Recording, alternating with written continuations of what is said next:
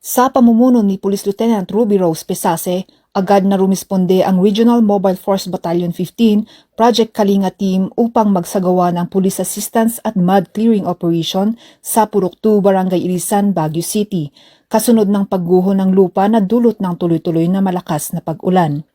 Nakipag-ugnayan at nakipagtulungan ang mga pulis sa Barangay Local Government Unit, Barangay Peace Action Team ng Ilisan at mga residente sa paglilinis at pag-aalis ng naipong putik, bato at iba pang debris na nagbanta sa kaligtasan ng mga tahanan at ng komunidad.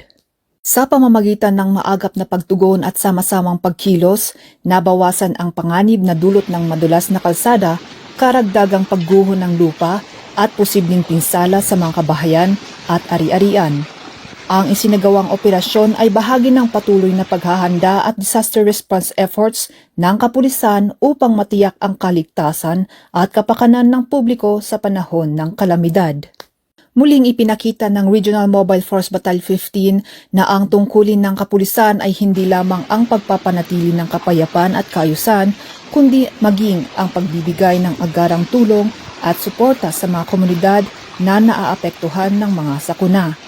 Mula dito sa Camp Major Badudang Walat Trinidad Benguet, ako ang inyong Police News Network Correspondent, Police Corporal Kashmir B. Supsupin, alagad ng batas, tagataguyod ng Balitang Pulis.